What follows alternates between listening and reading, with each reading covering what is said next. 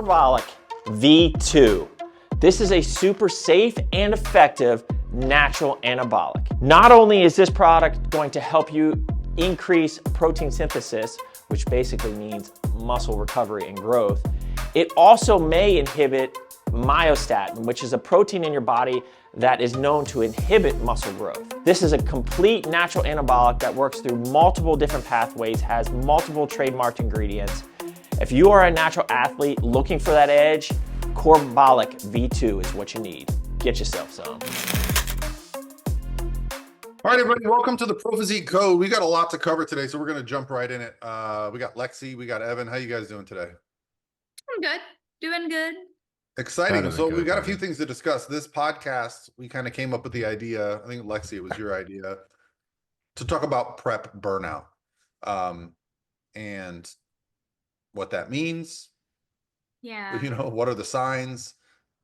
Yeah, I think it's a great topic to hit on as the season kind of starts. And I also I put a question box on my Instagram, and I got a lot of questions about people wanting to just understand what's the difference in prep between true burnout and just having a hard stretch of prep days. And I think that is really hard for a lot of people to differentiate between, right? There are some days in prep where you just feel flat out miserable, but that doesn't mean you're burnt out. So we're going to talk a lot about differentiating between true burnout and just, hey, I'm having a couple of hard days or hard weeks. So I think this will be a good topic to hit on. And we're also going to talk a little bit about some pro bikini lineups for this upcoming weekend too, because we've got the Charlotte Pro. So I'm excited to dive so I think the Charlotte Pro lineup, I guess I'm not surprised, but man, there are a lot of good competitors on this list. I think I counted 6 Olympians, and that's not including one girl who competed at the Arnold in Rhoda. So really big lineup. Now they are doing a lot of masters at this show. Right. Yeah. And you know what? We didn't talk about this before we started recording, but there's also, not that we need to probably talk too much about it, but there's also another pro show in Europe this weekend, and we have Evie Eskandar and Alison Testu are also on that list. And those are two pretty big names. So, which I will say, I'm very curious to see how Alison does, because I've been following her for the past several months about how she's kind of been trying to streamline her physique from her feedback last year. So I'll be curious to see, she looks like she's definitely looks very different in the lower body. So we'll see. Yeah, I'll be curious because I saw her compete in person last year twice, Girl Power, Wasatch, and she was in first call outs at both shows, but just didn't have the balance. And one show she was a little harder, one show she was a little fuller, but honestly, I don't think it matters. I think sometimes these girls are chasing, minor changes that aren't going to really change the outcome if there are other girls in the lineup that are better. And I mean, the fact that this is really the first pro bikini show of the year, it's pretty late, right? Other than the Arnold. Seems like it. Now they're going to start getting busier because we got this, we got the Wasatch, we've got the Pittsburgh, the New York, they're all going to go back to back. But you got to wonder if most of these girls aren't going to just run the gauntlet till they get qualified, because to my knowledge, nobody on this list is qualified. And I believe Jordan Brannon is qualified for the Olympics. Olympics. Right, she is. She did win a show last year after the cutoff. Yep. Yep. But she probably had the most, I don't want to say disappointing, because she was at the Arnold, for God's sakes. It's not disappointing, but I think after doing so well at the Olympia, she's got probably the biggest question mark of what she's going to look like at this show, because, I think we all three said, wow, we are super impressed with Jordan Brannon, but way over the top for bikini. But it was an impressive look for sure. But, her muscularity and conditioning were spot on. Yeah. It was for another division. It was very impressive, but a little, it was too much for bikini standard currently. Yeah, I think. Yeah. Maybe Europe. Maybe she would have won in Europe. She would have walked away with the European show. That'd be really funny if she did the FIBO. That'd be kind of funny. I think, for me, the early front runner would have to be Maria Acosta. She looked incredible at the Olympia. I had her higher at the Olympia. She won both pro shows she did last year. I think she won the one in Florida, the class show in Florida. Then she won the Miami. And then she was, she just really had a great year. So, but there's some names on here, like the first call out, usual suspects, you got to assume Romina has continued to improve. She did not look very good at the end of last year. Well, and she did a show a couple weeks ago too. Yeah, the I one can't in remember. California, the Yeah, Legions. yeah, Yeah. and I want to say she got like 6 or 7. Yeah. She No was in quote. first call outs, but girls like that, Romina, who have the absolute perfect structure, muscle shape, fullness, all they got to do is bring it together one time and it's a done deal. Like when she's Yeah. on, she's as good as anybody. Like there's been years where I've seen her, like at the one year at the Arnold where she got fourth or fifth and I was like, I could have had her winning. Like she Yeah. looked that good. She And did. then, last year in November I saw her and I was like, what are you doing? Why are you at this show? Right? Yeah. So it's like, When it comes to Romina, it's just, I mean, it's always a conditioning thing with it. It's if she's going to come in conditioned enough. And there was a few years ago where she really came in and nailed it almost every single yeah, show. But before that, she struggled. And since then, she struggled, it yeah. seems. So I don't know what the Well, deal and is I mean, with it. that's a I'm sure it's topic not lack of effort. I think we'll talk about this list a little bit longer, but I think that's going to bleed perfectly into our topic today of prep burnout because, Yeah. I've had, I've had the honor of coaching some athletes at this level, like Ariana, who after 3 years not competing, we worked together. We did 4 or 5 shows right at the end of 2023, getting qualified for the Olympia at our third show, getting seventh at her Olympia debut, and then winning the show immediately after. And she never took a break. She had surgery right after that. I take credit for that mistake. I should not have let her do that Pittsburgh show that year. She just didn't have enough time to have the surgery, recover, and get back. But then we continued after that all the way to August. I thought she looked better, but she had lost a lot of muscle for the Tampa show, ended up getting fifth there. Then she switches coaches and puts on a little bit more muscle and does well, and wins the Battle of the Bodies. And then since then, it's been inconsistent. Like the Olympia, I know she was a little disappointed to go from seventh to 13th or 14th. And then at the Arnold, I mean, the talent is there. Like she's got I told her when I was coaching her, I thought we could win 3, 4 Olympias in a row, like once we got her there. But now it's about, does she make that, progress from the Arnold to Pittsburgh? Because she could win this show, no problem. But again, it's about, is 2 years nonstop competing, because we started prep with her in April of 2023. That's when I got her. And her calories were low when we started. She's not somebody that ate a lot of food. So you got to wonder, 2 straight years of no breaks from prep. Like, we're talking, and when I say no break, 8 weeks is not a break from prep. That's what I was, yeah, that's what I was gonna say. Because I've always, there's some of these pros out there that, and not that this is necessarily bad or anything, but I'll hear them say, "Oh, I'm taking an off season," and it's like, okay, it was, 8, 10 weeks, and I think all of us who have competed before know that it takes that amount of time to feel normal again after a prep, right? So is that really a true off season or time away from Yeah. stage? But I think it's hard with some of these top level athletes that we're talking about in the pro bikini division, where they're doing the Olympia and the Arnold. Like that's hard, right? Because there's really no time in between those two to really like slack off. You're kind of just in this perpetual like prep year round state, So this is something that, I think that talking about these lists ties perfectly into our topic for today. So the other Olympian that stood out on this list was Sierra Swan. She's won quite a few pro shows over the last few years. Last year, I don't think she qualified. I think she did a few shows and she was in that top 5 all the time, but just missed it. We're going to shout out our friend Rachel Oberst, who, Yeah. I was going to give her a shout out for sure.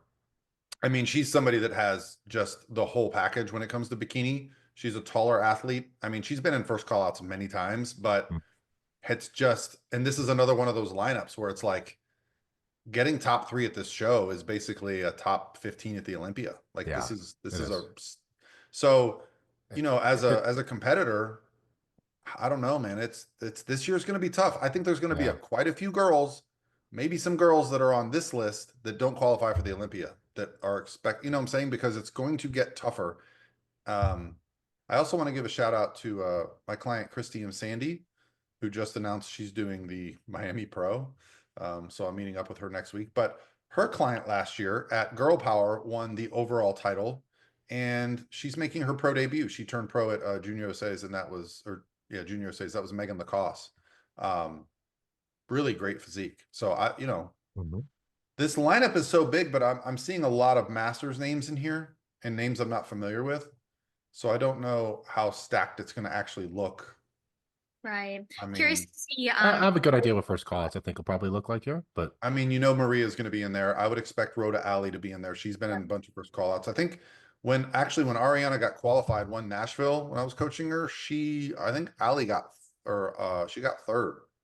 Rhoda Alley got third at that show. Third, So like yeah. she's been knocking on the door. Romina, obviously, if she's even close to her best, is in that first call out. Jordan, Ariana, Kiki Sierra. Cunningham got a first call out last year, and she's been working for it. I feel like that. I am going to put Rachel. I'm going to put Rachel in there. She took a whole year, and her glutes are literally doubled in size from what they were previously. So yeah, I'm interested to see how it looks on stage. But I think know Sierra she's gets in made a that lot first of call out. improvements. Sierra skipped the Olympia and the Arnold, so she's had time to get better. That's the thing about bodybuilding, and I think the difference between like bodybuilding, Evan, like the men's bodybuilding division and like a bikini division is like very few of the girls are like shutting it down and coming back a year later. They're just kind of constantly making micro improvements. And it'd be interesting. Yeah, I think that you're right, Paul. And I think we've always talked about too that summits fever. And like I can imagine, especially we see it, as the season kind of prolongs, you see a lot of girls coming so close, right? And then, they get this feedback to make this one micro change. And then, they feel like they're so close. So I have this small little change to make. Let me just keep going, right? Yeah. So I feel like that's part of it too, that summits fever, just being so close. Yeah. And I feel like a lot of these pros too are, not all of them, but a lot of them are getting feedback of like, hey, just make this simple little micro change, or, not for nothing. A lot of it comes down to just what the lineup looks like, who they're competing against that day, right? Like you see some shows where there's a lot of, top level athletes, and then you see some shows where it's kind of wide open. So, that does play a factor too. And I think a big part of this too is people will get feedback and pros will get feedback. Everyone gets feedback. It's like you need to do this to improve your physique and be better. But that's for you. If you go in against people who are just better than you, you can make all the improvements you possibly can make, but you still might not stack up against people who are just a little bit better than you at that point too. So everyone's making micro adjustments, right, to be as good as they can be, but it all depends on the lineup you're standing in. Absolutely. Yeah, I think that's going to be the challenge. There's always lulls in the schedule where like you see a couple lineups where there's no qualified Olympians or no one that's ever, but it's getting less and less. And the fact that we're already going to be the middle of April. April 12th is the first I guess the California one, the Legion, but this is the first big pro show that I've seen. Yeah. It's going to get dense. They basically got to be qualified by September. So it's a short qualification year. Yep. Yeah. Well, we'll know everything after prejudging. The heavy favorite for me has got to be Maria Acosta. Like if she's For sure. if she's on, that's probably the one that's had the most success recently. She's the highest placer from the Olympia and the Arnold doing this show. So yeah, I was thinking Maria and then maybe Ari, but and it's funny because they're two totally different physiques too, like totally different. And they're from the same town. Like when I was going up and training with Ari in North Carolina, we would see Maria in the gym. So how funny is that? That's funny. Well, I feel like there is a benefit too if you're, doing a show that's in your backyard. They don't have to stress about the travel, the changing of the climates or anything like that. So I feel like that could be a little bit of an advantage for some people. No. Oh yeah. Just Charlotte is just a short drive for them. So that definitely helps. We'll see. It's always exciting to see how the season unfolds. Yeah. I think it's gonna be Maria, Romina, Jordan, Ariana, Sierra, and I might throw Rachel in there and Rhoda. Yeah, I think they're going to be the ones kind of in that bigger first call if they make a big one. Rhoda's got some wow factor to her. If she's on, he does. So Rhoda can be a sneaky one. She can be like a Vanya where you're like, I can't ignore this person. She just keeps moving in and in because she's got the full glutes. She's got the tiny waist. So, but again, it's just comes down to what happens on show day. And, I don't think bikini used to be like that as much in the early years. A lot of it was predetermined based on like shapes and, how somebody looked like. Now they really, the show day emphasis is more than ever in bikini. It's not the original division that it was. It's now you got to be full and tight and not too hard, but no jiggle, when you walk to the back, and like they are really picking these athletes apart. I Um, think that's part of what makes it fun too, is like you just never know who's going to take it. You could have a girl win one show one week and then do a show 2 weeks later and get fourth. Like, I think that's really, I don't know. I think that's cool about this division. It kind of yeah. keeps everybody guessing, but it's cool because it means, it's always open to, whoever shows up best on that day in that lineup. Yep. Yep. Well, let's talk a little bit about prep burnout, what it looks like, kind of some of our philosophies personally around competing, around coaching, because um, the I think from my perspective, everybody's first time that they prep, you almost fall in love with how good you feel at phases, how much positive feedback you get at phases, how excited you are to go to the gym, and you just never want that to end, right? It's like I don't want to call it an addiction, but I think for a lot of people, and especially people that don't have, I don't know, me and Evan played sports growing up. So I always had this like goal for a season, and it gave me drive and motivation every day to get up, go lift, go to practice, go do things. And I think for a lot of people, bodybuilding is maybe the first time they have that, like, here's your deadline. You got to execute this plan for the next 4 months, and then you're going to get on stage. That's perhaps one of the best feelings in life, is like knowing what your goal is and executing it. Like, I always say this, there are points of when I decide to do a prep where I just feel like I am operating at my highest levels. I'm the best version of myself. Absolutely. Yeah. And I mean, I think that's also why you do see a good lot of athletes do this sport too. Cause like, I know I can't think of a time in my life where I haven't had a sport kind of driving me. Like when I did gymnastics, there was that. Then I did like long distance running, and then I did cheer competitions, and then I did bodybuilding. Like there's never been a time where I haven't had those like deadlines or those timelines or those little like dopamine hits, right? As maybe we Yeah. could kind of refer to them as. So but like I know I've been having this discussion with a lot of my athletes recently, specifically like those of my athletes who are not in prep yet or at the moment, about how, I'm really big on encouraging them to find other things outside of bodybuilding when they're not inherently in prep. Not to say that they need to like stop being a bodybuilder, stop training, stop making improvements, but like I think that I tend to see, I don't know if you guys feel the same way. I tend to see that people who are just like all in 24/7, that lasts for a temporary phase of time. And that may be a year or two, but I find that eventually those types of people that eat, sleep, breathe bodybuilding and have absolutely nothing outside of that, there does come a point where they start to just feel very burnt out, and then they want nothing to do with the sport anymore, right? So I think part of it comes down to, making sure that you are taking strategic time away from prep and finding other things too outside of bodybuilding that, that fill up your cup. Because I personally feel like that's what allows a lot of athletes to thrive with this sport, long term, and not just for a year or two and then they phase out. Yeah. I think it's also important to touch on the different types of burnout there are. I think there's mental burnout and there's physical burnout. And they too, I think, need to be approached differently depending on kind of what your goals are. But burnout doesn't just mean burnout, right? Like we were talking a little bit earlier about pros that compete all the time. Mentally, they may want to keep going with it, but physically, they're probably burnt out, right? And trying to find out kind of what that balance is for them. And that can be really, really difficult to balance both of those.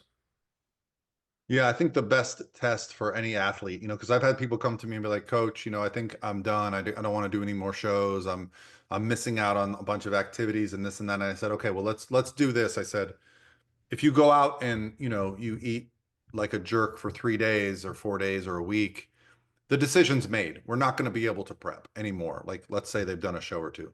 I said, so why don't we take a couple days off of cardio, bring the food up to a reasonable amount, and see how you feel? Because I agree, Evan, it's, you know, usually when I end a prep, I don't like pick a start and stop date. I usually go, okay, this is my goal show that I want to get to. in 2023, I ended up not doing my goal show because work was just too busy and it just felt selfish. So there can be different reasons to be burnt out. I mean, from missing out on your kids' activities in the summer to, you're just sick of following the same meal plan and tracking macros every day. Like for me, the mental fatigue is way worse than the physical typically. Yeah. Yeah.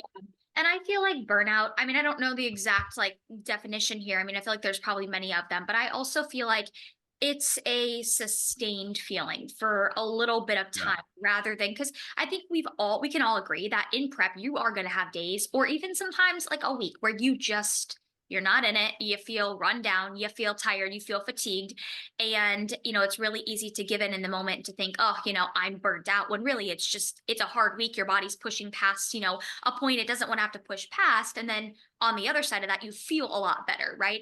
But I think burnout is more of a like chronic kind of prolonged period of time. Yeah. I don't know exactly what time frame I would give that, but I would say at least, a couple of weeks, if not a month plus, of just feeling this kind of lackluster feeling towards everything you're doing, right? If you're feeling like your motive, or not motivation, but like your drive or your excitement to go to the gym, if you feel like for a month it's just been really low, you don't feel like yourself, you're not excited and enthused to go to the gym, like if you feel like the normal things that generally make you very excited are not making you excited anymore, and that's feeling is lasting for like a month plus, that's when I would say, okay, it may be time to like bring that up to your coach and to have a talk about, okay, maybe we kind of pivot our goals right now, because if you let burnout go on for too long, I mean, it can really make you resent the sport, or when maybe you just need a little bit of a break or a time away from that prep or that stage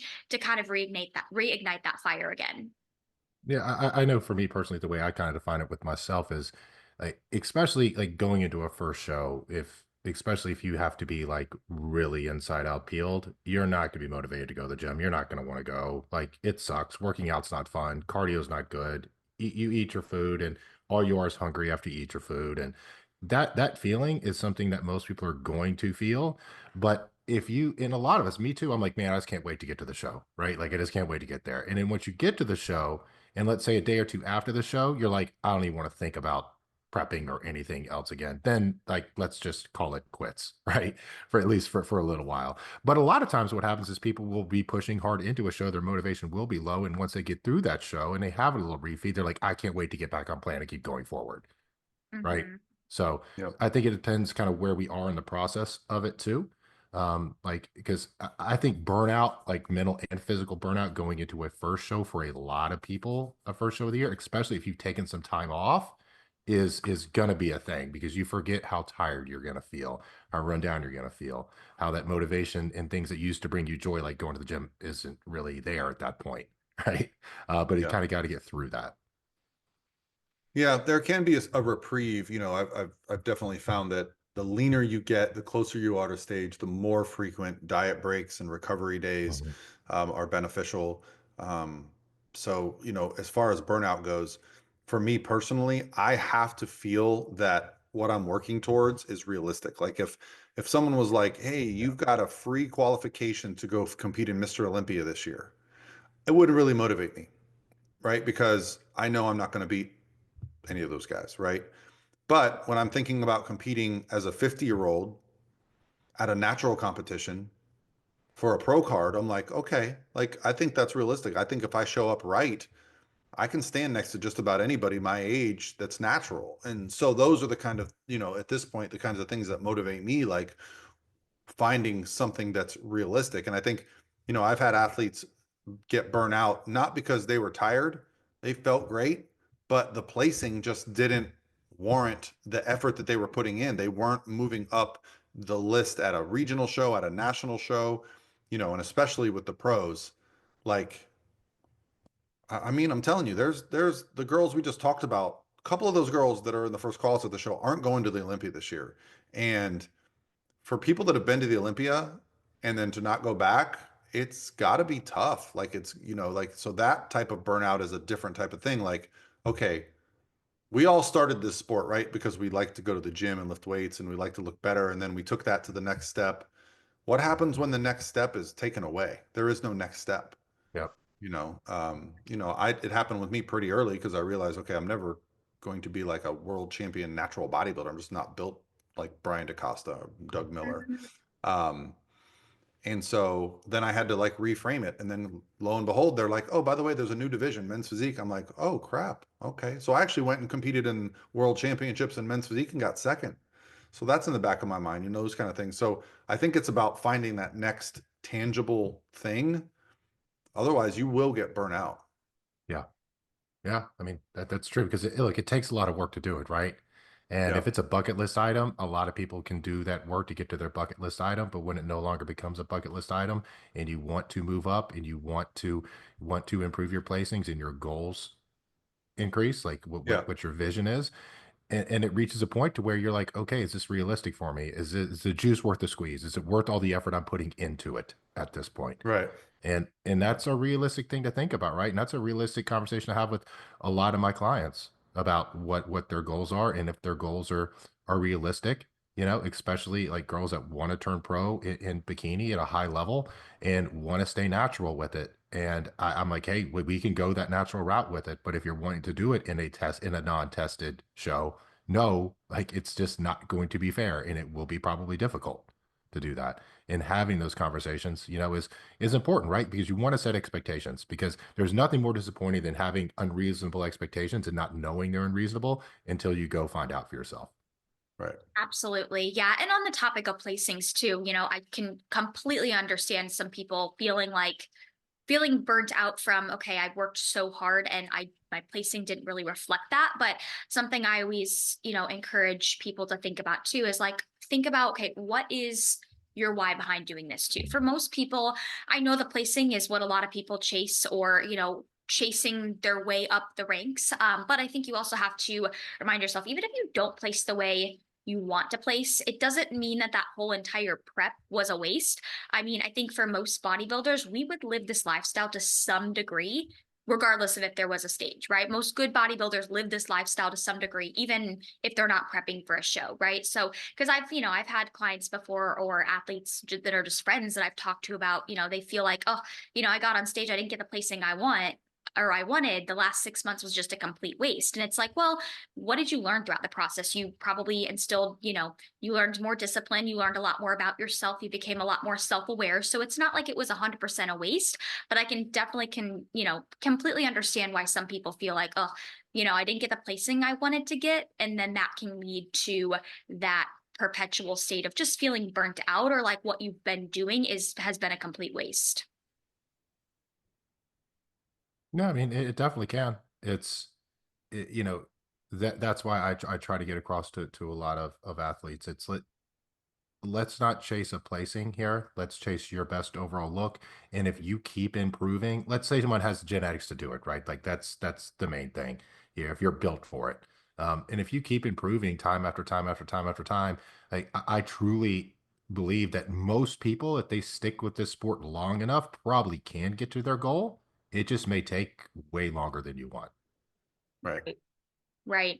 Yeah. And I think, so let's talk a little bit too about, because I think we're all big advocates on this. Like none of us try to inherently run our clients into the ground and like encourage them to compete all the time, year round, year after year after year. Cause I think that's a big driver for a lot of people's burnout is just never taking a break or taking time away from stage, right? So let's talk a little bit about that, and maybe some tough conversations like we've had with clients about, hey, I think we should go into an off season, or we should go into an improvement season instead of continuing to prep. Or, I know we've all had to have conversations with clients too before about like, you know what, let's take this year off. Let's not, keep prepping year after year after year to only come in 2% better every year, right? So let's talk a little bit about some of those instances. Yeah, I mean, Yeah, I well, think sorry. the addiction part is probably the hardest thing for all of us, right? Is like it does become a part of our personality. It does for many, you'll see a lot of athletes that are really active on Instagram and YouTube and things like that. And then when prep is over, crickets, right? They don't want to talk about it. They're not living the same lifestyle. They don't want people to see it. So I think it's easy to fall into that that you need to be competing to be relevant. Um, but I've never found that to be the case. I've always found that, so I'll give the example of Miriam Jenkins, who I coached. I mean, I think I've coached her for 7 years now. And when she first came to me, she was always placing pretty well. But she was never winning. And I told her she should be winning. And so one of the first things we did was we took time off. Like she's someone that's like, she's a PE teacher. She played basketball growing up. She stays lean year round. Like she She doesn't gets up have and these, runs every morning. Like, yeah, yeah. that's her whole. If you hang out with Miriam, you know exactly why she stays so lean, because she never sits still. I There you remember go. being at Atlantic Coast and I kept telling her, and I think I even told you, Paul, I'm like, we need to put a leash on her because she was like striding, yet she was just running around. She's a hoot. So I made her take a whole year off from competing in 23. I said, no, we're taking the whole year off because we were like, we were coming in too lean, too hard. Legs were getting smaller. We took the whole year off and we ended up winning her first show in a couple years, right out the gate coming out, so she looked fresher. She looked fuller. So, there is a value and when people say off season, taking time off, in my mind, however long you've been in prep, that's the minimum of how long your improvement season should be. That's my Mhm. baseline. And even some research that I've seen, some case studies have followed athletes in and out of prep, and it showed almost to the day that when they started prep to when they were out of prep. So let's say they started prep 6 months, they did a show 6 months later, and then 6 months post show, that's when their hormones were fully back to normal. And so, like, imagine if you cut that off at 3 months and go, well, I've had a 12 week off season. I'm going back into prep. You're not the same version of yourself that started the last prep. And I've had many people say that to me. Well, last prep was so easy. Last prep was 8 weeks ago. Yeah. Right, right. Well, that's what you see too. I know I see it a lot. I see girls who are just they are prepping year after year after year, and like they get by with it at first, and then that third or fourth year of doing so, you'll hear them say, oh, my body's just not responding the way it used to, or, I can't get my body to respond. And it's like, not for nothing, but the more you rack up that dieting history, and if you're not cognizant of taking strategic time away from being in a calorie deficit, there is going to come a point where your body just doesn't want to respond, right? So it's like you have to be proactive as an athlete and know when you need to take, that break, knowing that it's going to benefit you in the future, right? Because if you just keep going, you are going to run yourself into the ground, and you are going to probably have a prep where things that you've done in the past are not working anymore. And if we're talking about like physical burnout here at this point too, Yeah. and this is something that is tough for people to understand. And you kind of mentioned with Ariana Paul is that there's a direct correlation between how many shows you can do and continue to looking good at shows based around how much food you can eat and how little cardio you can do. If you have to do a lot of cardio and you require a little bit of food, you can only go so far before your body's like, nope. Because where else are you going to go? Like you can only bring food down so low. You can only move so much, There's right? something that it's still not tangible. It's still not explainable.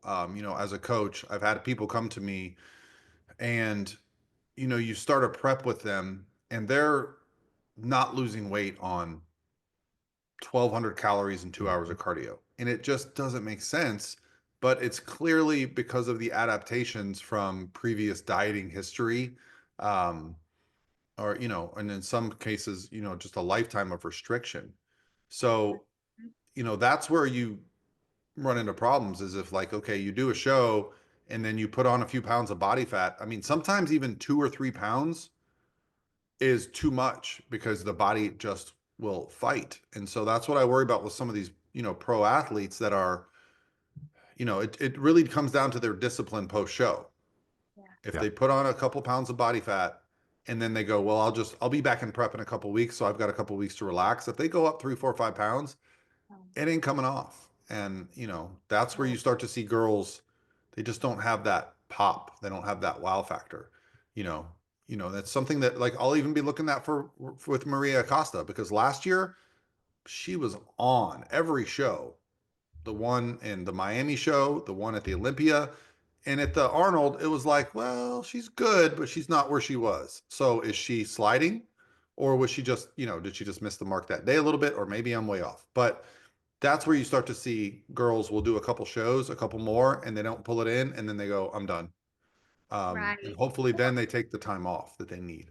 Yeah, and I feel like a lot of times when girls keep pushing, pushing, pushing, like when they get that, that summit fever or whatnot, they have to push really, really hard, towards the tail end. And then they do that. And then that's what kind of sets them over the edge and leads to that burnout, where it's like if they could have easily probably avoided that burnout by just taking a break before pushing for those last, 1, 2, 3 shows where they had to really dig and really grind. But it's hard. I mean, you said it before, Paul.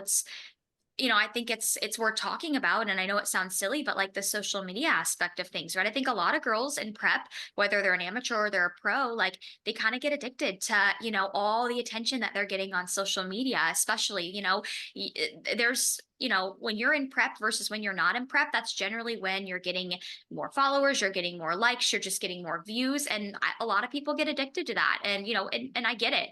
And then it can be hard when you are not in prep, you're not getting all that attention, and you feel like, oh gosh, the only way I'm going to get that attention is if I'm in prep. And I think some girls fall into that kind of cycle of wanting to chase that attention or wanting to feel relevant, right? And that can be a factor, that can eventually lead to burnout too. And I think we've all probably experienced this with athletes, especially during reverses, right? To where they'll get through the reverse okay, but when we start trying to up food, just even a decent amount, the weight just starts to go up, up, up, up, up, up, up. And a lot of them are like, I'm hungry, like I'm really hungry, I'm really, really hungry. Yeah. And we're not in prep. So it's almost like you feel guilty. You don't want them to be hungry, hungry, hungry, hungry. But if you feed them even a little bit more, their weight just goes up, up, up, up, up. Or even if they And just you, like, hey, they just go out and have a free meal and they're up 3 pounds and like, hey, I want to come back down. And you're like, and it doesn't come not, back down. It it's not doesn't going come to back come down. off And well, and the scary thing now, Evan, is that now girls are going, okay, now it's a pharmaceutical game.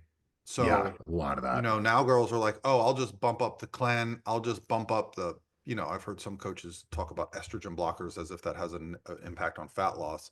But like the idea is that, okay, now we've run out of tools with the body, right? It's not responding to diet and cardio.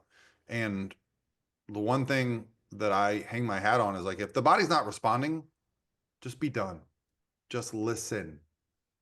There will always be more shows. But when you That, start becoming a pharmacy with 4 or 5 or 6 compounds to then get to that place, you're still not fixing what the root cause of that issue was. And now you're going to be relying on, you know, Anavar and Primo to help you keep your muscle, clenbuterol to help you lose your body fat, and your metabolism's terrible. You're eating 1,000 calories. And I've heard girls do 3 hours of cardio and, no fat, no carb diets. Like I've heard that. Like, so it clearly happens. That does not end well. That is a slippery no, slope and even if, let's say, even if you win a show like that, what's next?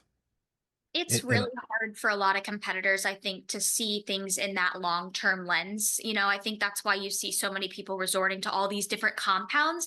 And that's why I say, like, it is our job as coaches most of the time to be able to see the long term for our clients. Because a lot of times they can't see that when they are in the thick of things. They just see that short term. But yeah, it is scary when you start to see some people just relying on more and more and more of those compounds. Not saying that I've even seen some athletes that rely on, thyroid hormones like T3 yeah. directly, there's so much of that. and they don't realize that that is actually going to strip away some muscle.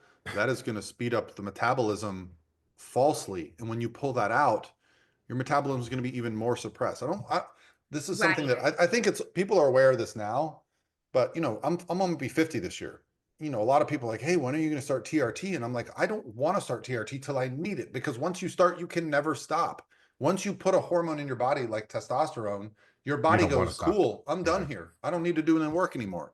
My best friend in the whole world had double testicular cancer. Eric, shout out. He's been on TRT before it was trendy, like for like 12 years now. It changed him. He became a little more muscular because, he was a good athlete, but he wasn't a bodybuilder. But I just noticed like even he had the urge to go work out more. And, I was like, damn, it got me thinking. My other friend got suggested to go on TRT. And what happened was he did it for a few months and he wanted to come off and he couldn't. the doctor was like, well, you can't now. You have to like taper off and you have to do a post-cycle therapy. And so when he was talking to me about it, he's like, I don't recommend it until you need it, because I felt like shit for like a year till I got my numbers right again naturally. So like Yeah. athletes that are prepping, that are loading up on things that are propping them up, that is, I don't know. I mean, there's a lot of people that you see compete in the sport and retire at an early age. I mean, Yeah. Yeah, I think a big reason for that is I think a reason a lot of, especially females that have to push so hard and throw compounds in to keep it going is, number one, they it was very hard for them to get to that point, and they're scared to give up that point because they don't want to do the work again to get back down to that point. And I think a lot of them too realize that if they take that time away and get themselves in check, either they think it's going to be incredibly difficult for them to get back to that point, or I think a lot of it is I think they're scared they may not even want to yeah, anymore. yep. Yep. Because a Right. lot Listen, of people when they get out and they take a break, it's tough to kind of flip that switch to back on for a lot of people. I It mean, is. I think we get so hyper focused on this little tiny sport of bodybuilding that sometimes we forget there's a whole other load of things that can give you fulfillment in life, Mhm. right? And so for most athletes, that phase, um, for some competitors, it's a lifelong love of the sport. For some people, it's a 2-year, 3-year thing. Um, and everyone's going to figure that out. But yeah, as a coach, like I'm all for enhancements that are enhancing it beneficially, right? Like I've talked about it quite a bit. I'm a big fan of Anavar because I just think it helps with building muscle and keeping muscle, and it doesn't prop an athlete up falsely. But when you start, I've had some athletes come to me that are on, Evan, I had a sit down with you. We won't mention her name. We were in Orlando in a lobby, and we sat down with a pro bikini athlete that switched to me, and the list of stuff that she was rattling off, even, you and I were like, what in the world? It was like, it's just too much. Yeah, You it's like almost can't even, five or six compounds for like a third call out. yeah. And you almost wonder, like, does this person even really fully understand? Or are they just starting to like guess? And we had our Command the Stage Yeah. event, and there was a competitor there that was at another event like ours with another coach.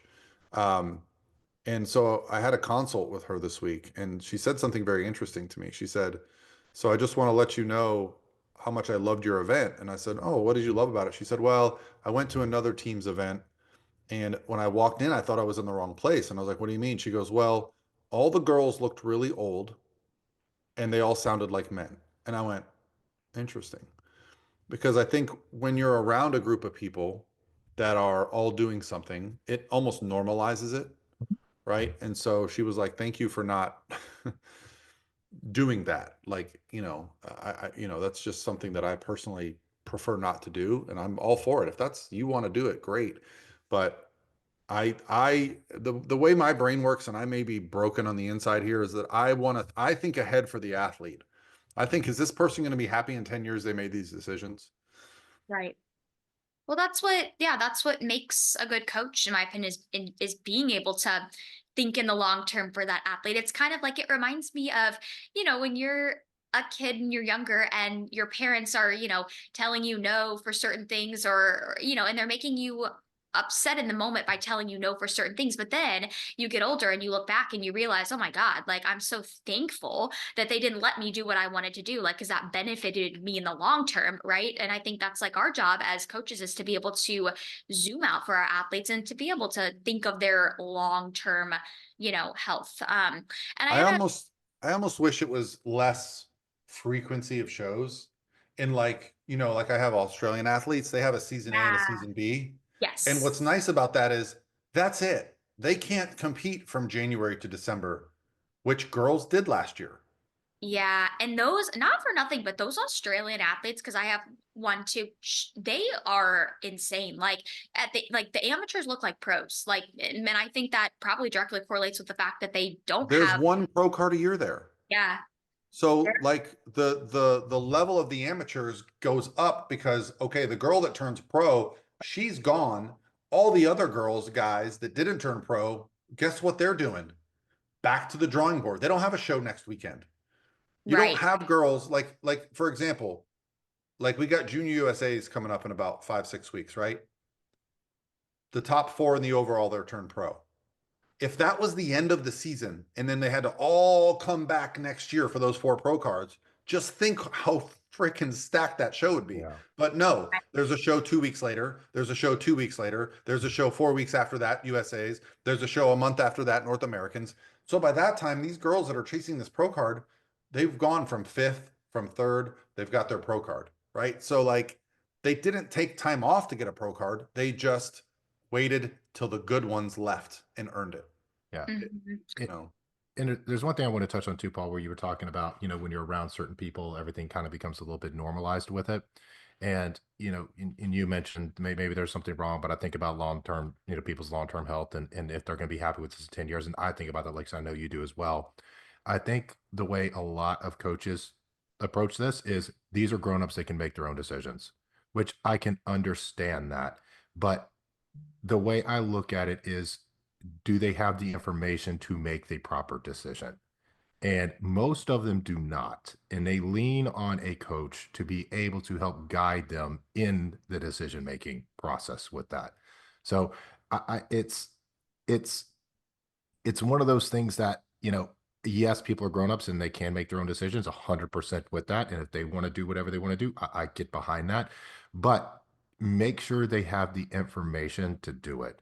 And look, there's all certain things that none 3 of us would probably do or tolerate or put up with. And I know I've said no to a couple of clients. I was like, we just don't line up here on that. There's plenty of coaches that will, right? So you're not gonna have a hard time finding one when it comes to that, but that's just not the way that we approach it. And I know that we all try to arm our clients at least with the knowledge, right? So when they do make a decision, they know what they're getting into with it.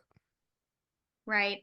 And I want to address this too. I'm curious what you guys think on this. So I had a client and she asked me if we could talk a little bit about how do you know if you are burnt out or if you just need to try a different approach. So like little background on her in particular with like keeping it anonymous. She's worked with me for several months now and she worked with another team beforehand. We've never prepped together and we're kind of talking about potentially starting a prep here pretty soon. She hasn't been on stage in a very long time, but her question was like, how do you know if you're burnt out from the sport or if you just need to give another approach a try, like aka trying a different method of prep? Because I know her last prep was obviously going to be different than if I prep her. So how would you guys answer something like that if a client asked you?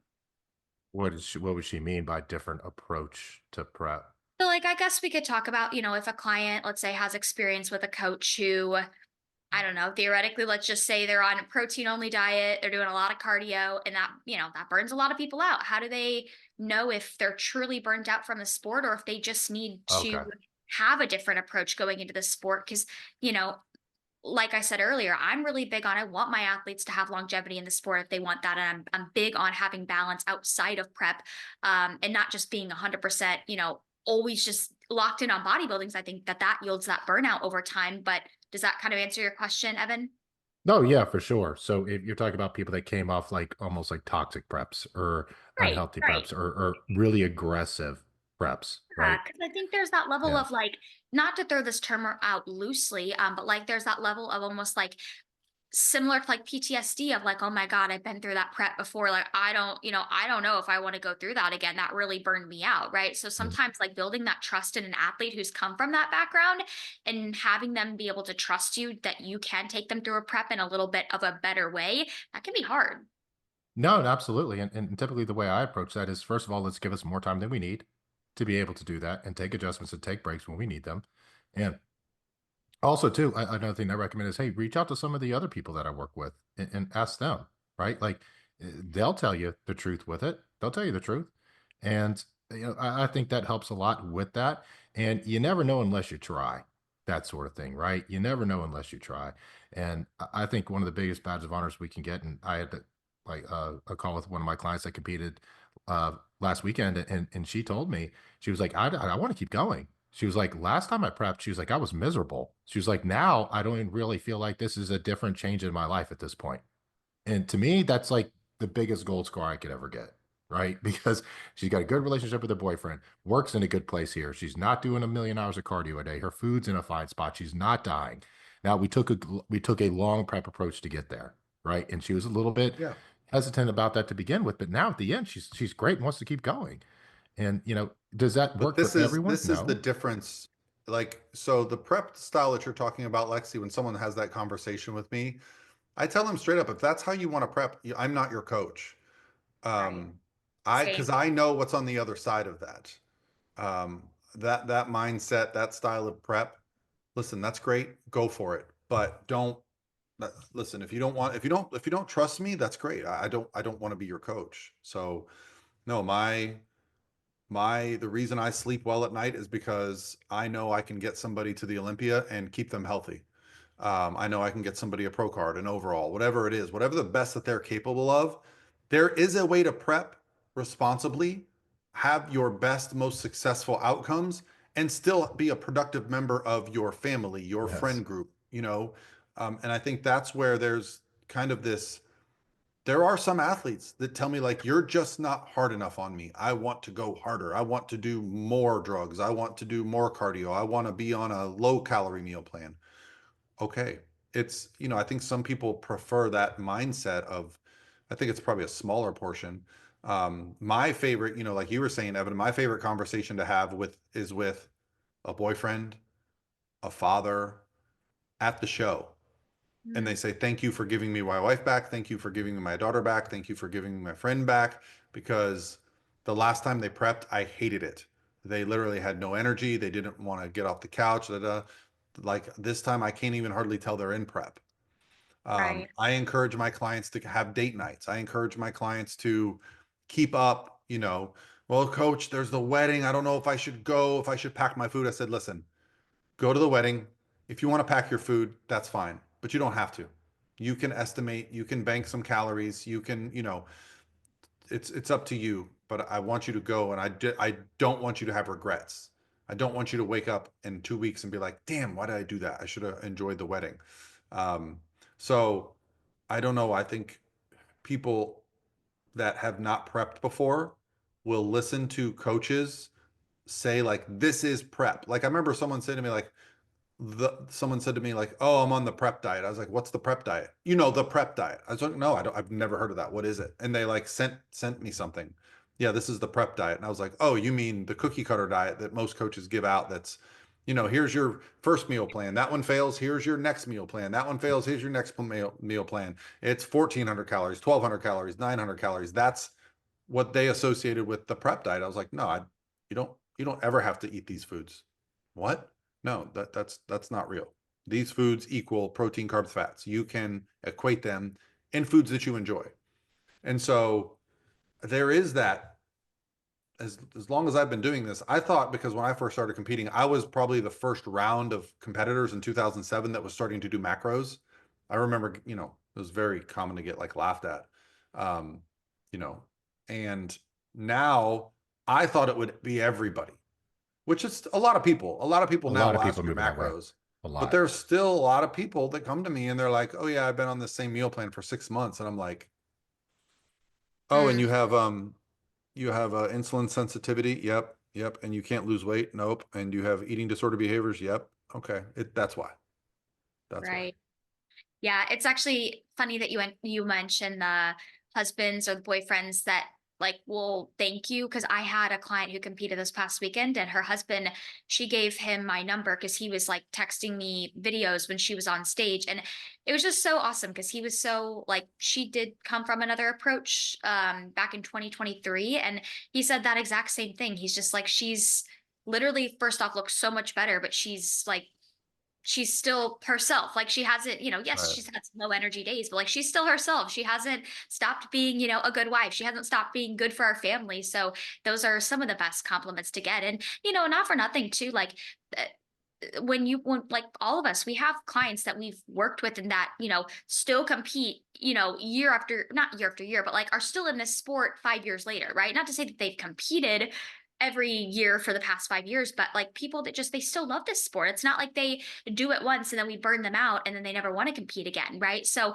to your point, Paul, there are some conversations that I've had with people too of like that want to just, they want to go super hard, and like that's fine, but that's, and I'm not afraid to push a client within reason, but of course, like, that may not be a good fit. If a client just wants to be, wants to crash and burn, that's fine. They can, go to another coach, but that's not my style, because I want to be able to go to sleep at night, not, feeling like I'm doing long-term detriments to somebody's mental and physical well-being. I think most of these approaches too come from coaches or companies that give out, hey, here's your 12-week prep. Like you pay for a 12-week prep or you pay Yeah. for a 16-week prep when the client needs 16, 20, 24, 30 weeks to prep. Like, let's be honest. And a lot of the times people will do what they need to do to get to stage, but you need to give yourself enough damn time to get there. You got to give yourself enough time. And a lot of people don't want to do that. They're like, I just want to flip it on for 3 months, 12 weeks, and then that's it. Well, it's not going to turn out well. And the reason you only want to turn on for 12 weeks is because you keep doing that to yourself Yeah, with it. like you said, it's an off-on switch. It's a binary. It's either you're in prep or you're not in prep. Yeah. Versus my mindset is now always, I'm always pretty good. When I want to do a show, I'm going to be excellent. But when I don't want to do a show, I'm still going to be pretty damn good. You know, Yeah. it's just been a different mindset. And honestly, like I think the show I did in 23, um, when it was over, I stopped tracking my macros afterwards and stopped doing as much cardio. And I remember I stopped getting on the scale, and like it was like 2 weeks after the show, and I was like, man, I feel like lean today. I got on the scale. I was still stage weight. I was like, damn, I need to fucking like start eating. Like, because I was just in a routine. I not my routine didn't change. It's not like all of a sudden I was like binge eating and doing these things because I didn't have any desire to. I just went right back into Mhm. work mode. And so yeah, it is quite empowering when you realize you can keep your hard work. I think there's nothing worse. It happened to me after my first show than 4 weeks after your show, realizing like you look like you never even started a prep. Right, right. And And I, that's something I think about too oftentimes, with going back to what we said earlier about all these different compounds. And not to say that there are some that may have their time and their place, but people that go on all these things, like not realizing that can't be on all of them for the rest of your life, but then they come off and then, they do lose all their muscle or they gain back body fat really quickly and then they look so different. And I think that's hard mentally, like, especially, I mean, as a female, but I can imagine for males too, like when you look so great in that prep and then you have to eventually go off, cycle off those certain things and then you look like a completely different person. Like that can mentally be very distressful for a lot of people. yeah, I heard this once and I thought it was good. They call it like the YOLO diet, right? To where it's like you only live once diet, so just go all in. Well, it also turns into like you're only lean once. I Oh say that yeah. all the time, Paul all the says Yep. that time. you're only lean once. Yep. And that's the way a And lot of it, that and will it, go. especially when you get one of those girls that are like so talented, it just guts me. I And know. they're like, "Oh, I'm going to work with this coach for this prep," and I'm just like, "That's the end for you." I like to think of it as, I saw this picture once on Instagram and it was, I don't know, some like quote account, but it showed two pictures of like flowers, right? And it showed a picture of one of the flowers, like a ton of, like a bucket of water being dumped on it. And then it showed another flower, just kind of like the water being trickled on it. And obviously the water that was being dumped on the flower, like the bucket at one time, Killed the it. flower Yeah, like it, right? Whereas yeah. the other flower that was just being sprinkled little by little, like didn't wilt and continued to grow. And I like to kind of think of that too in terms of prep approaches, to those people out there that just want to go hard, hard, hard from the get-go. It's like, think of that kind of that flower analogy, and I think that can help to visually put things into perspective. Well, were there some of the questions, Lexi, that we got to? We kind of, I was just reading all of them, like that some of them were questions, some of them were thoughts, and we covered pretty much everything that that everybody chimed in with. So I think we're good there. I mean, I guess another thing that we can kind of, or that I can just put out there before we wrap this up, is sometimes what I'll do is, if I have an athlete and I guess this can be factored into in prep if the athlete is flexible with their show date. But especially if an athlete is not in prep and they're just kind of starting to feel a little burnt out, sometimes I'll tell a client, you know what, we're just going to take a full week away from going to the gym. You're going to, I don't want you to go to the gym, and I want you to do other things. And that doesn't mean that they can't move at all. Maybe they like try a yoga class or Pilates class, but they, I tell them, don't go to the gym, don't do your normal bodybuilding workouts. Or if the client is in a position where like they can be trusted to do so, sometimes we'll just take a full week away from tracking macros, and then generally a lot of times after that they'll come back and they'll feel like, okay, wow, I really missed that, I'm ready to go back at it again, right? But sometimes just taking a strategic like a week-long break like that can be really good for people. Or going on a vacation in your off season and not training for that week, and then you come back and you just feel so much more kind of reset and rejuvenated, and like your fire is relit. So that can be a strategy too that you take dependent on the phase that you're in, if you're starting to feel just a little burnt out or a little lackluster about things that normally give you enjoyment. Yeah. That's a great strategy. I try to Jedi mind trick my clients like that sometimes, where I say like, okay, let's take 2 refeed days, but in my mind, I know it's going to be a full diet break. Yeah. And I say check back in. Oh, the scale didn't change. Okay, let's take 2 more, that type of thing. So yeah, I think stepping back and looking at the big picture. I've even had athletes get into shows earlier, right? We'll be 8 weeks out and they're like, Coach, 8 weeks seems so far. And I'll go, hey, there's a show 4 weeks from you. And then all of a sudden they're like, oh man, I can get on stage in 4 weeks. I go, yeah, we'll be ready for this show, and then we'll still do the primary show. But this way, like there is a phase of prep where you've been in prep for so long and it still feels so far away. Yeah. Yeah. That's typically, I feel like, when burnout happens, when a lot of cheating happens, when you start slacking on thing happens, is Yeah. kind of during that time. And I actually had a conversation with a client the other day where she was stacking a bunch of food at the end of her day, and she already has bad digestive issues. And guess what that would cause? More digestive issues. And she told me, she was like, yeah, like I'm trusting the process with this. And like, I'm kind of on track to where before. And I told her, I'm like, we aren't on track. Sorry, we're not. Like, you start screwing around at this point, and I scroll down the Google sheet. I was like, we're going to get to this point 4 weeks out where you're going to be really upset at yourself for Right. this, really upset at yourself. And things are going to be way harder at this point than they need to be because of what you're doing right here. Yeah. Yeah.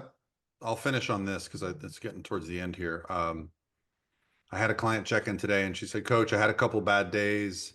What should we do? And I initially thought, well, it's probably going to be a diet break if you're struggling, but we're like 4 weeks out. And, I actually had to have a heart to heart with her. I said, not for nothing, but we're 4 weeks out and you have an opportunity to like win an overall. You've got that wow factor, you've got everything, but you might have set us back 2-3 weeks. So, I understand the sport is hard and that's where actual coaching comes in, like, so I've got a call with her later. But yeah, I mean, if this job was easy, everyone would do it, man. Like everyone says they want to be a coach, but then they're going to complain about their clients. Yeah. If you meet a real coach, they don't complain about their clients. Hmm. They kind of empathize and understand because they've been through it, but they don't complain. They don't just, oh, this person never checks in. This person, no, like, why aren't they checking in? Why, are they afraid? How many consults I've had with people? They're like, yeah, I'm afraid to check in with my coach because I overate. Why did you? It's the coach's job to develop the rapport with someone to say like, hey, I want you to be able to tell me things. I'm not here to judge you. I'm here to assist you. So yeah. And it's funny you said that, Paul, because I was having a conversation with my clients earlier that's quite lean, and she's pretty close to her show, and her energy's just absolutely in the dumpster. Her food's not low. She's not doing any cardio right now, and her energy's just in the dumpster. And I'm having to get across to her, well, guess what? You're just really lean, and you've never been this lean before. Yeah. And when you've never been this lean before, you can't expect to be bouncing off the wall. And this is a client that's a crazy good athlete that is normally running all over the place and got tons of energy and And that's bubbly and happy. probably the problem is they have not adjusted their lifestyle for how lean they are. Yeah. Sleep, meal timing, and supplementation become, those are things that we like, in the improvement season, sleep and supplementation. When you're lean, every minute of your day matters. Like Yep. how much caffeine you have, how much sleep you get, like timing your meals to be a productive member of society becomes important. Like I've never been a meal timing guy, like overall, but at the end When of you're prep, lean, it matters. do better have proper macro ratios on those 4 meals. They better be timed right so that, you know, you're not going to be able to get away with what you can get away with when you got a little body fat. Yep. And that's where coaching comes in. That's Yeah. where actual coaching comes in, having those conversations, letting them know what to expect. And that's something, whenever I push a client really hard, I'll say, you have my information, reach out to me. If you feel like you are falling off, if you feel like you're going to binge, if you feel like any of this stuff, just reach out. Yeah. What do you want to finish with, Lexi? Because I think we can wrap it up here. That's about it. I think we covered everything we need to cover. So yeah, I will not. So this will come out on Monday. I will not be on the next episode, guys. Sorry, but Paul and Evan are gonna hold it down. Paul and Evan are going to be on here, and we're going to have a surprise guest next episode. Yeah, I will be somewhere out in the Caribbean. So Enjoy. Lexi. thank you. I will be Wear living. sunblock. Keep that face young and beautiful. Oh, Sunblock. you don't have to worry about me. Everybody that knows me, I don't lay out. Like I don't sit in the sun. First off, I can't sit still, but I burn, so I don't lay Please out. tell But me you sit out with like full clothes and a big hat. I love that. no, I don't even sit out. Like All right. I am one of those people. Like there's two types of people on vacations, right? There's the people that just want to lay around the pool all day. That is not me. Like I'm kind of antsy. So that's why cruises are perfect for me because there's so much to do.